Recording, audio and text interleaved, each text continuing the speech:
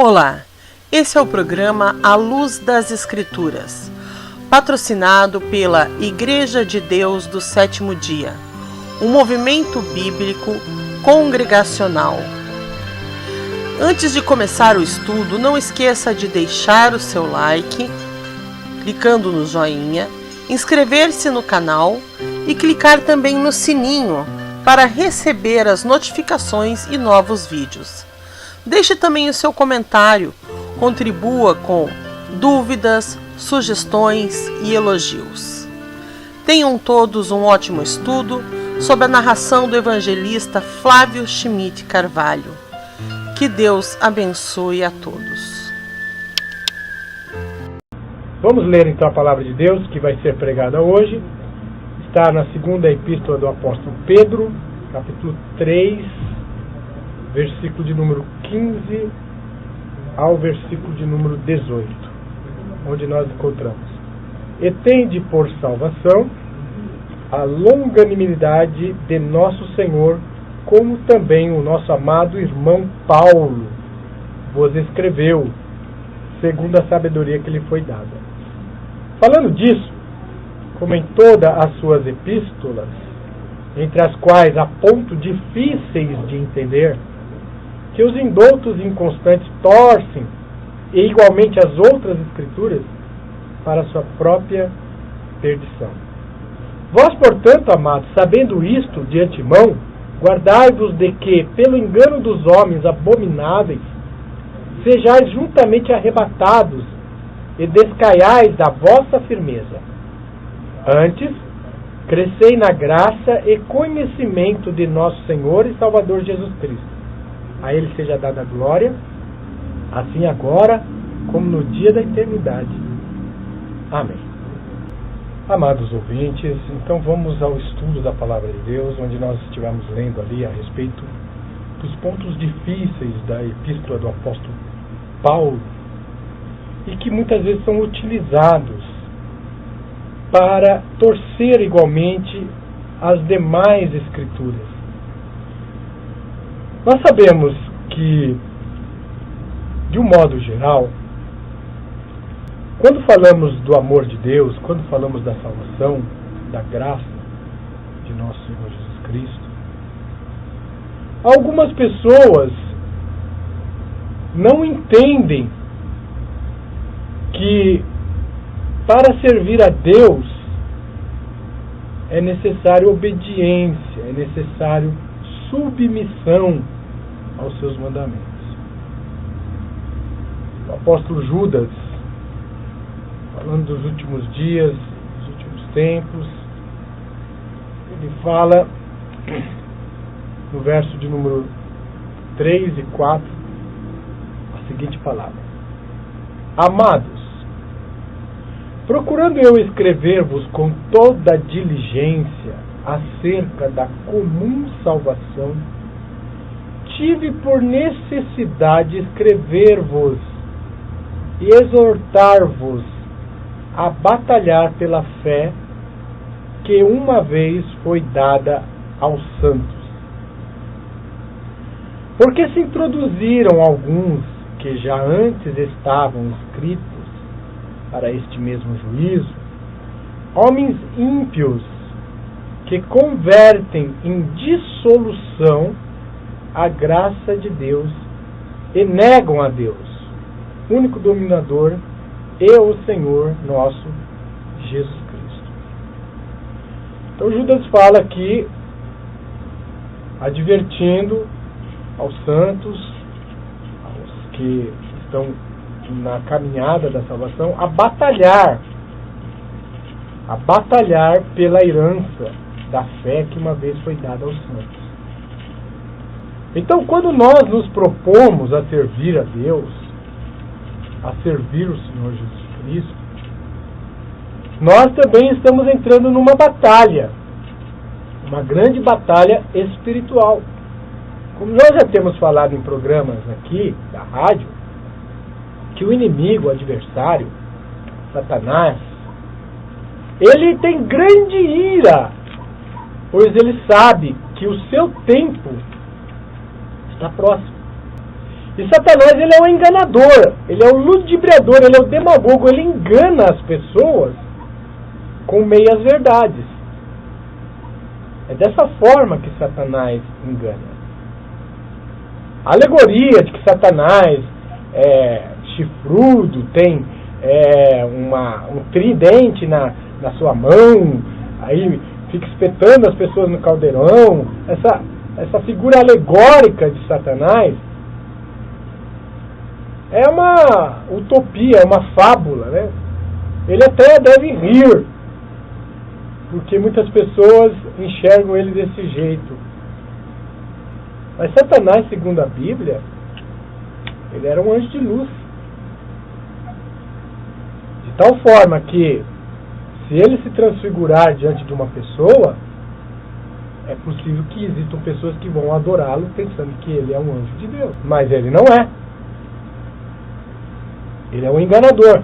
O livro de Apocalipse 12 diz assim, capítulo 12, versículo de número 3. E viu-se outro sinal no céu, e eis que era um grande dragão vermelho, que tinha 7 cabeças e 10 chifres, sobre as cabeças 7 diademas. A sua cauda levou após si a terça parte das estrelas do céu, e lançou sobre a terra. O dragão parou diante da mulher que havia de dar a luz, para que, dando ela a luz, lhe tragasse o filho. Quer dizer, o dragão quis combater contra Jesus. Através de Herodes, aquele ímpio rei de Judá, ele mandou matar todas as crianças abaixo de 2 anos, querendo com isso que no meio dessas crianças pegasse Jesus.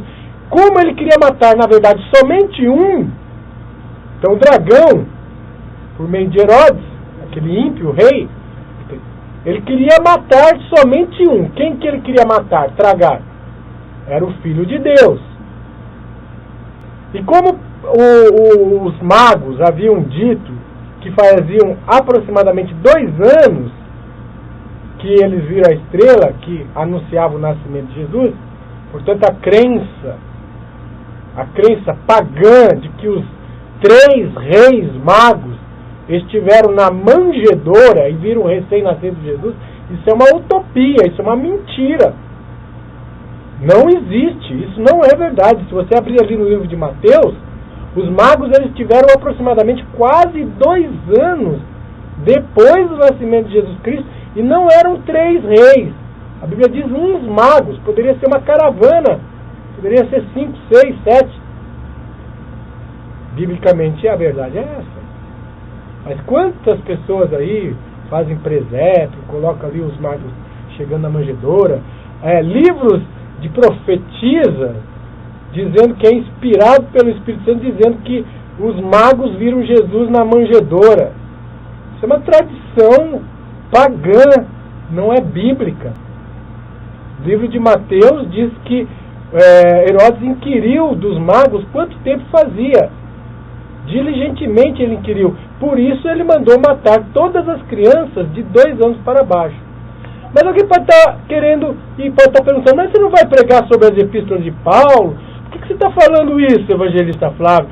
De Herodes mandou matar uma criança, mas ele mandou matar todas por causa de uma. Tem muito a ver, sim. Você vai ver.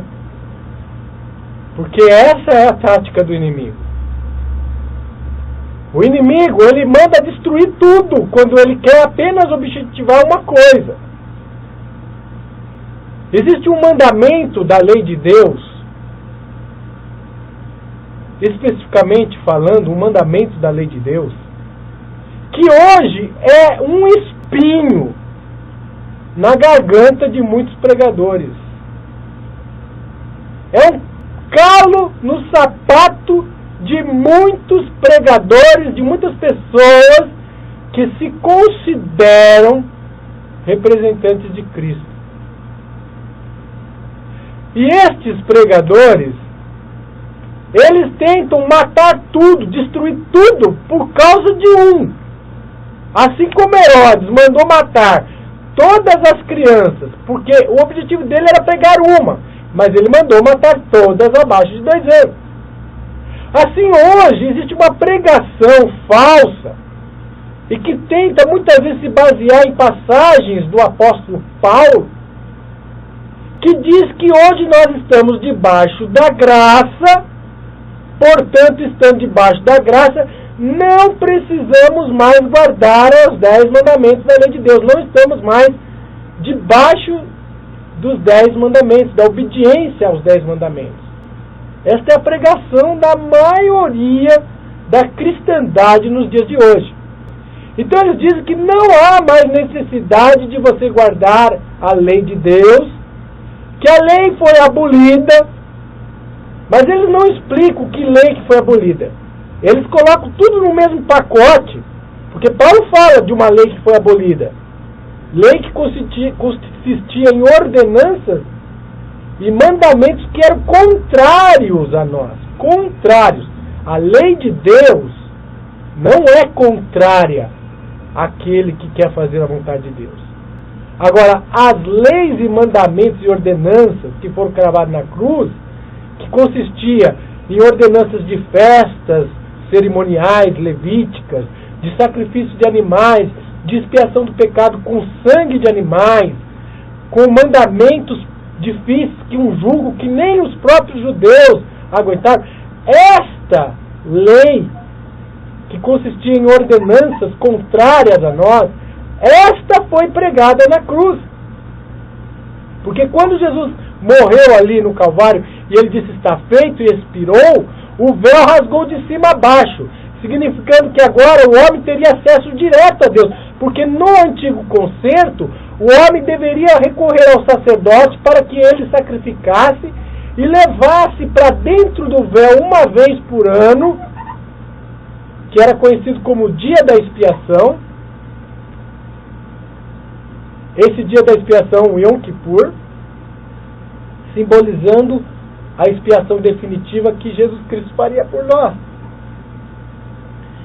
Então, estas leis cerimoniais, as festas levíticas, que simbolizavam que era para sacrificar, elas deveriam ser observadas ali em Jerusalém, porque era lá que deveria ser feita conforme a lei. Hoje existe aí grupos de professos judeus, mas que não são judeus, são falsos judeus, não pertencem a Israel, se dizem ser de Israel, mas como uma lavagem cerebral, se dizendo ser de Israel, mas não são gentios que estão se convencendo que são judeus, e aí formaram uma seita aí que diz ser israelita, que diz ser judeu, mas não são. Nós temos como provar, nós desafiamos essa seita que se diz judia aí, que se diz israelita, nós desafiamos aqui nesta rádio que venham e provam que realmente pertence à comunidade israelita, lá da CIP, lá de São Paulo. Porque eu vou trazer aqui um rabino de verdade, judeu, e nós vamos perguntar para ele se essas seitas que andam se dizendo israelitas aí são realmente da comunidade de Israel. E outra coisa, eu quero perguntar a estas seitas que se dizem israelitas, qual é o nome de batismo, de cartório, que está registrado no cartório civil, o nome real dessas pessoas, porque elas andam se apresentando com um nome falso, com nome hebraico, com nome falso, aos nossos ouvintes, aí, enganando muitas pessoas aí. É como se eu agora começasse a dizer que eu sou advogado. Eu não sou advogado. Mas eu pegar aqui, abrir um programa da rádio e começar a pregar que vocês podem vir me consultar aqui, que eu sou advogado, e eu não sou advogado. Isso é falsa ideologia, isso é ludibriação. E nós pregamos o Evangelho com sinceridade. Esta sempre foi a proposta do programa Luz das Escrituras, o evangelista Flávio que vos fala agora, essa foi sempre a proposta, pregar o Evangelho com sinceridade. E eu me apresento aqui com o meu nome verdadeiro, meu nome registrado em cartório, porque eu não me envergonho do meu nome, eu não preciso mudar meu nome para um nome hebraico. Agora vocês vejam aí, muitas pessoas fazem igual Herodes, que estava cheio de Satanás. Ele objetivava matar somente Jesus Cristo. Como ele não sabia como fazer, ele mandou matar todo mundo. mandou matar todas as crianças de 2 anos para baixo. Foi uma coisa muito triste. Assim, hoje também, existe um mandamento da lei de Deus. Este mandamento está esquecido. Ele está sendo ignorado. Ele está sendo pisado. Ele está sendo menosprezado pelas pessoas. E é justamente o mandamento, o 4º mandamento da lei de Deus, que diz: lembra-te do 7º dia, o sábado. Não é qualquer dia, é o 7º dia, o sábado. Lembra-te. Deus fala, lembra-te, porque este mandamento vem lá do Éden, lá dos pais, Adão e Eva. Quando Deus ali santificou, abençoou e descansou no 7º dia, o sábado. Então esse mandamento tem sido esquecido, ignorado. E como ele tem se tornado um espinho, um calo no pé daqueles que não querem obedecer a Deus, que querem transformar a graça de Deus em dissolução, a graça de Deus em libertinagem. Então, é o 4º mandamento da lei de Deus. Então, o que fazem? Fica em dificuldade, então faz assim, ó, foi abolida a lei inteira. Quer dizer, assassina os 10 mandamentos. Os outros 9 mandamentos são assassinados juntos para poder não ter que engolir o mandamento que diz, lembra-te do dia do sábado para o santificar. E o sábado, 7º dia, é hoje. É o dia que nós santificamos, falamos das coisas de Deus na presença de Deus. Agora, existem pessoas que preferem acreditar em fariseu, inimigo de Jesus.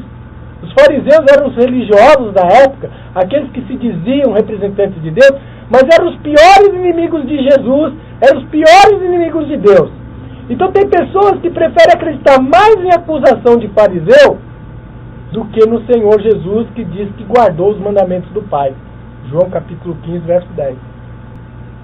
Porque os fariseus, os doutores da lei da época de Jesus, diziam e acusavam que Jesus tinha espírito de Belzebu.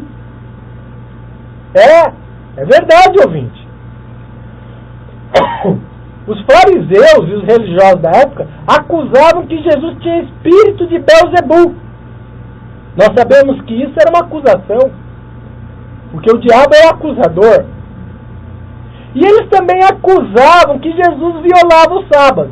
Eles acusavam. Mas Jesus não era um violador do sábado, porque Jesus não podia pecar, porque a violação da lei de Deus, segundo consta na palavra de Deus, 1 João 3,4, violar os mandamentos de Deus é um pecado. A Bíblia diz que Jesus veio nos salvar dos pecados, que nós somos libertados do pecado. O que é pecado, segundo a Bíblia? Como que você chega numa pessoa e fala, você precisa se arrepender dos seus pecados? Como é que você vai ensinar para a pessoa o que é pecado? Pecado, segundo a Bíblia, é a transgressão da lei de Deus. E toda vez que uma pessoa transgride a lei de Deus, legitimamente você pode usar os 10 mandamentos para dizer para ela, você está violando este mandamento, portanto, você está cometendo pecado, precisa se arrepender dos pecados. No arrependimento dos pecados e a conversão, quer dizer, não continuar mais praticando o pecado, quer dizer, agora passar a obedecer à lei de Deus, para estar debaixo da graça de Jesus Cristo. Então, a verdadeira graça de Deus, ela nos leva à obediência. Eu não guardo os mandamentos de Deus, inclusive o sábado, para ser salvo, ouvinte. Porque os 10 mandamentos não salvam. Sábado não salva ninguém. É verdade. Quem salva é o Senhor Jesus Cristo. É o sangue precioso de Jesus Cristo que nos salva. Pela graça dele nós somos salvos. Isso não é mérito nosso, é verdade. Mas eu nunca vi uma pessoa que é libertada por Jesus Cristo verdadeiramente, que reconhece o perdão de Deus, que reconhece a misericórdia de Deus, ser ingrata a ponto de continuar na desobediência a Deus, continuar na violação dos mandamentos de Deus. Então aquela mulher que estava ali para ser apedrejada adúltera, Jesus falou, vai e não peques mais. Nós fomos libertados pela graça do Senhor Jesus Cristo, não para continuarmos na desobediência e violação, quanto mais do mandamento de Deus. A melhor forma de nós mostrarmos na nossa vida que Deus está na nossa vida é a fé que produz obras, é a fé que produz obediência. Então eu não guardo o sábado para ser salvo, de modo nenhum. Eu não procuro adulterar para ser salvo, eu não procuro mentir para ser salvo, eu não procuro levantar falso testemunho para ser salvo. Eu faço todas essas coisas, eu obedeço a lei de Deus, porque eu estou salvo, porque eu fui salvo, e em gratidão, em graça, eu obedeço, porque Jesus Cristo é ministro da justiça. Onde já se viu agora um bandido que você prega para ele, ele se converte da maldade que ele fez, e ele continua sendo bandido e diz que se salvou, e que está salvo, e que está na obediência de Cristo. Como isso? Você já conseguiu contemplar isso? Então há passagens na Epístola de Paulo que pessoas utilizam para dizer que nós não estamos mais debaixo da lei, mas debaixo da graça. Mas quem está debaixo da lei? Quem é advertido pela lei? Quem obedece ou quem desobedece à lei de Deus? Quem está debaixo da lei? Quem está debaixo da maldição da lei? Quem obedece ela ou quem desobedece ela? Certamente, quem desobedece. Então, quando legitimamente eu posso pregar a lei de Deus para alguém? Quando que eu posso citar sobre os 10 mandamentos? Se você chega num idólatra, que ele adora pau, pedra, imagem de escultura, para que você possa mostrar para ele que aquilo que ele está fazendo é pecado, aonde você vai na Bíblia mostrar para ele que aquilo é pecado? Não é lá no 2º mandamento da lei de Deus, não farás para ti imagem de escultura, nenhuma semelhança do que há em cima dos céus, na terra? Não é ali que nós usamos Salmo 115, né, que tem boca, mas não fala, olhos, mas não veem, ouvidos, mas não ouvem, e assim vão se converter aqueles que adoram esse tipo de imagens, né? A idolatria ela é severamente condenada no livro de Salmos. Não é lá que nós legitimamente utilizamos para mostrar ao pecador que a idolatria é pecado? Então, legitimamente, quando nós utilizamos os mandamentos de Deus, para quem que nós devemos utilizar? Para quem está ignorando, para quem não quer obedecer, para quem está esquecendo do mandamento que diz lembra-te.